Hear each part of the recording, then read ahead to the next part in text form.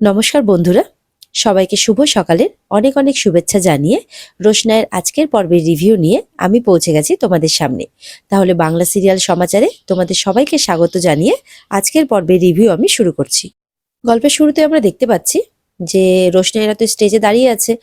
এবার জাজেসদের আসার পালা আর তাদের নাম ঘোষণা করার পালা। এবার রোশনাইয়ের পাশে যে মেয়েটি দাঁড়িয়ে আছে, একসাথে রিহার্সাল করতো রোশনাই যেখানে কাজ করে, সেই মেয়েটি তো রোশনাইকে বলছে, এই যে চাবালি, তুমি স্টেজ থেকে চলেই যাও, এইসব তোমার জন্য নয়, বুঝতে পেরেছো? এইরকম উল্টোপাল্টা কথা বলতে থাকে। রোশনাই ঠিক করে সে চলে যাবে। এবার রোশনাই যখন চলে যাচ্ছে, তার আগে কিন্তু জাজেসরা বলছে আর কি, যে এত সুন্দর ডান্স পারফরমেন্স আমরা এর আগে কখনো দেখিনি। আরেকজন জাজেস বলছে, আপনারা সবাই আমার কথা নোট করে নিন, যদি এইরকমই সুন্দর পারফরমেন্স সে করতে থাকে তাহলে ফাইনাল অবধি যাচ্ছে একদম শিওর। এইদিকে রোশনাই যখন চলে যাচ্ছে, তখন জাজেসরা বলে, এই যে রোশনাই, কোথায় যাচ্ছ তুমি? তোমার তো এখন ডানা মেলে ওড়ার পালা, তুমি কোথায় যাচ্ছ? হ্যাঁ রোশনাই, আমরা যেই নামটা নিতে চলেছি সেটা আর কেউ নয়, সেটা হচ্ছে রোশনাই। এটা শুনে তো রোশনাইয়ের গুরুজি, যিনি রোশনাইকে ডান্স শিখিয়েছেন, নাম দিয়েছেন, তিনি তো খুবই খুশি, একদম হাততালি দিতে থাকেন। আর এদিকে রোশনাইও খুব খুশি যে সে এর পরের রাউন্ডের জন্য সিলেক্ট হয়ে গেছে। সে হয়তো ভাবতে পারেনি যে পরের রাউন্ডে যাবে, গুরুজির কথা অনুযায়ী পারফর্ম করতে এসেছিল মাত্র। এরপর তো পরের রাউন্ডের আনন্দটা কতটা হতে পারে এটা আশা করি আপনারা সবাই বুঝতেই পাচ্ছেন। এদিকে নীলাব্জ সুরঙ্গমাকে বলছে যে এবার দয়া করো, এবার দয়া করো, তোমার অপমানে থাকতে না পেরে মেয়েটা এই বাড়ি ছেড়ে চলে গেছে, মেয়েটা একদম কোথায় গেছে কেউ জানে না, এবার দয়া করো, নিজে ওর পেছনে লাগা বন্ধ করো, আর রোশনাইকে একটু শান্তিতে বাঁচতে দাও, আর দয়া করে আমাদের জীবনে একটু শান্তি নিয়ে আসো। সুরঙ্গমা বলছে, কি বলছো তুমি নীলাব্জ? আমি রোশনাইয়ের জন্য যথেষ্ট চিন্তিত, রোশনাইয়ের জন্য আমার চিন্তা হচ্ছে। আমি একবার যদি জানতে পেরে যাই যে রোশনাই কোথায় আছে, তাহলে আমার চিন্তাটা দূর হয়, আমি আর ভাববো না। নীলাব্জ বলছে, তুমি চিন্তা করছো রোশনাইকে নিয়ে? শোনো, তোমাদের ফোনের এই বার্তালাপ না আমি সব শুনেছি। বলে, তো কি হয়েছে শুনেছো তো? তুমি বুঝতে পারোনি যে আমার মনে কি চলছে? তখন বলে, তুমি কি আমাকে বোকা ভাবছো? আমি অত বোকা নই যে তোমার মনে কি চলছে, তুমি রোশনাইকে নিয়ে কি ভাবো এটা তুমি ভুলে যাচ্ছ। এর আগের বারে যখন রাজেশকে দিয়ে তুমি কিডন্যাপ করিয়েছিলে না, সেই প্ল্যানটা, সেই ফোন কলটা তুমি আমারই সামনে করেছিলে। তখন বলছে সুরঙ্গমা, তখন আমার কারণ ছিল, কারণ রাজেশ আমার পরিবারকে থ্রেট করছিল, তো আমি আমার পরিবারকে বাঁচাবো না রোশনাইকে? তখন নীলাব্জ বলছে, তুমি বোধহয় ভুলে যাচ্ছ যে রোশনাই কিন্তু তোমারই পরিবারের লোক, তোমার পরিবারের রক্ত বহন করছে রোশনাই। তখন বলছে, হ্যাঁ, তো সেই জন্যই তো আমি রোশনাইকে নিয়ে এতটা চিন্তা করছি না। তখন নীলাব্জ বলছে, তুমি না তোমার এই অভিনয়, এই ভান করাটা বন্ধ করো, অন্ততপক্ষে আমার সামনে বন্ধ করো, আমি তো বুঝতেই পারছি তুমি অভিনয় করছো। তখন সুরঙ্গমা বলছে, না, আমি কোনো অভিনয় করছি না, আমি সত্যি বলছি, আমি রোশনাইকে নিয়ে খুবই চিন্তিত, আর আমি যা করছি আমাদের মেয়ের ভালোর জন্যই করছি। ওদিকে তো রোশনাই খুব খুশি, গুরুজিকে বলছে যে আপনি না থাকলে আমার জীবনে এই সফলতাটা আসতোই না কিছুতেই। এইভাবে গুরুজির সাথে রোশনাই কথা বলছে। তখন রোশনাইয়ের বাবা, যে রঞ্জন, উনি মনে মনে বলছেন, আনন্দ করে নাও রোশনাই, আনন্দ করে নাও, তুমি এই পর্বে আগেই চলে গেছো ঠিকই, কিন্তু এরপরে আর আগে আমি তোমাকে কিছুতেই যেতে দেব না। তোমার মা এতটা আগে আসার দুঃসাহস বা ক্ষমতা দেখায়নি, কিন্তু তুমি সেটা দেখিয়েছো, তার ফল তো তোমাকে ভোগ করতেই হবে। আমি তোমাকে কিছুতেই এর আগে যেতে দেব না। এরকমটাই ভাবছে রোশনাইয়ের বাবা। এবার ওই গুরুজি যথাযথভাবে চেষ্টা করে যাবে রোশনাই যাতে এর পরের কম্পিটিশনে না যেতে পারে। এদিকে রোশনাইয়ের বাবা রঞ্জন গুরুজি কি করছেন, প্রোডাকশনে যে সমস্ত লোকজন আছে তাদেরকে বলছে যে আপনারা একটা খুব বড় ভুল করে ফেলেছেন, আপনারা আপনাদের প্রোগ্রামে এমন একজন মেয়েকে নিয়ে ফেলেছেন যার কোনো স্ট্যান্ডার্ডই নেই। সে ওই রুদ্রপ্রতাপ ওর ওখানে কেয়ারটেকার ছিল, মাত্র চাটা করতো, তার নামটা অডিশনে দিয়ে দেওয়া হয়েছে। আবার সে পরের পর্বে চলেও গেল। আপনারা কি জানেন যে তার ফ্যামিলি অত্যন্ত খারাপ? আপনাদের এখানে এত খারাপ ফ্যামিলির মেয়ে পারফর্ম করছে, আপনাদের টিআরপিতে কোনো প্রবলেম হবে না? এমনকি একজন কেয়ারটেকার, তার নামটা দিয়ে দেওয়া হয়েছে। আর তাছাড়া তার থেকেও যেটা বড় কথা, সেটা হচ্ছে ওর কিন্তু অনেক স্ক্যান্ডেল রয়েছে। তো এইগুলো জানার পরও আপনারা তাকে অ্যালাউ করছেন কি করে? আর তাছাড়া নাচের কথায় আসি, এই টিভি দেখে কটা নাচ তুলে নিলে কি হয়ে গেল নাকি? কি এমন ভালো নাচে ও? এরকম ভাবে বলে দিচ্ছে ওখানকার জাজেসদের, ওখানকার প্রোডাকশন হাউসের সমস্ত মানুষদের, যাতে রোশনাইয়ের নামটা ওখান থেকে কেটে দেওয়া হয়। তো নীলাব্জ তার বউকে বলছে, সুরঙ্গমাকে যে রোশনাই না যথেষ্ট দায়িত্বপূর্ণ একটা মেয়ে, নিজের দায়িত্ব কিভাবে নিতে হয় সেটা সব ও জানে, আর ও ঠিক নিজের কোনো না কোনো ব্যবস্থা করে নেবে। দয়া করে তুমি ওর পেছনে লাগাটা এবার বন্ধ করো। সুরঙ্গমা বলছে, বাবা রোশনের জন্য তো তোমার খুব চিন্তা দেখতে পাচ্ছি, মানে তোমার থেকে একটু বেশি চিন্তা, বিশ্বাস করো, আর তোমার থেকে একটু বেশি কেয়ারও করি।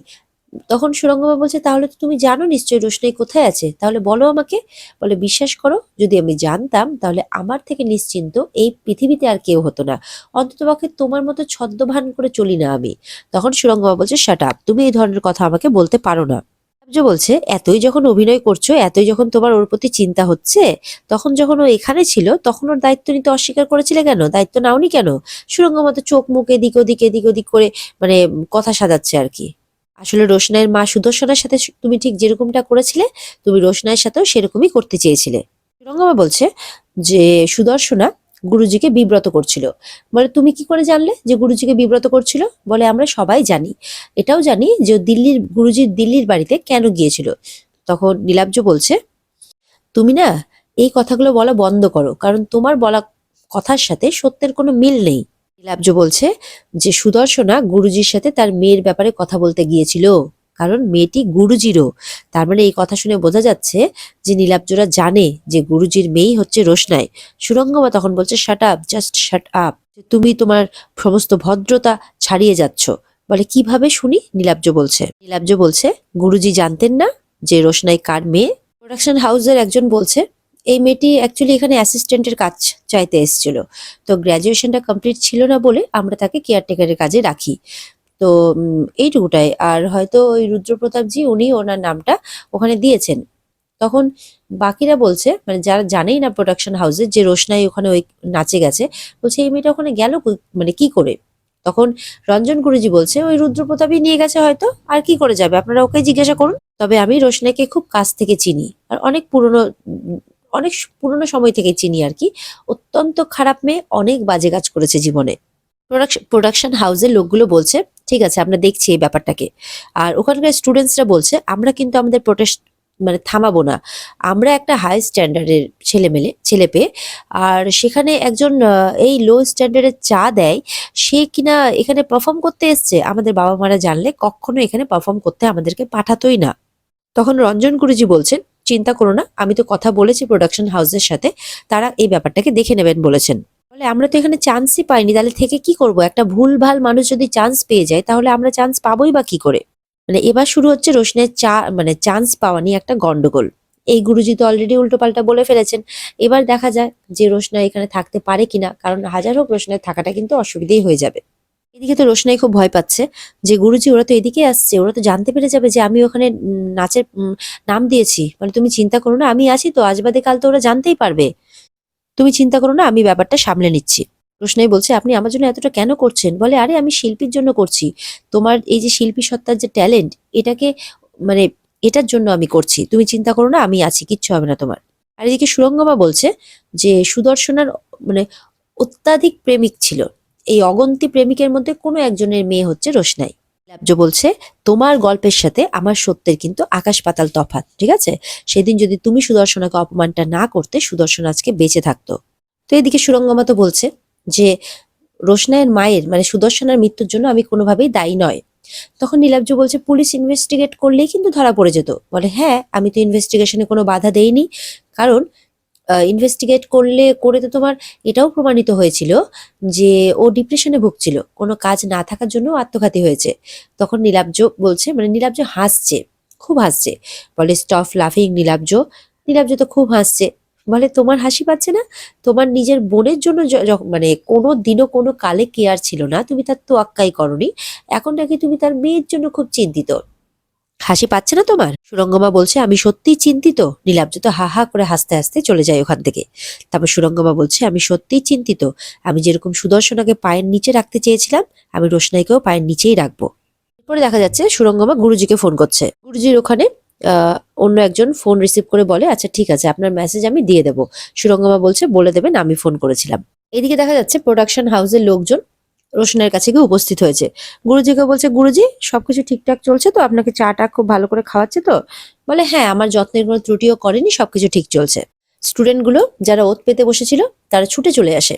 বলে, স্যার জানেন তো, এই চাওয়ালি আজকে স্টেজে উঠে পারফর্ম করছে। আমাদের স্ট্যান্ডার্ডটা কোথায় গিয়ে নেমেছে তাহলে স্যার? একজন চাওয়ালির সাথে আমাদেরকে পারফর্ম করতে হচ্ছে। আমাদের বাবা মা জানতে পারলে তো কখনো আমাদেরকে এখানে পাঠাতোই না।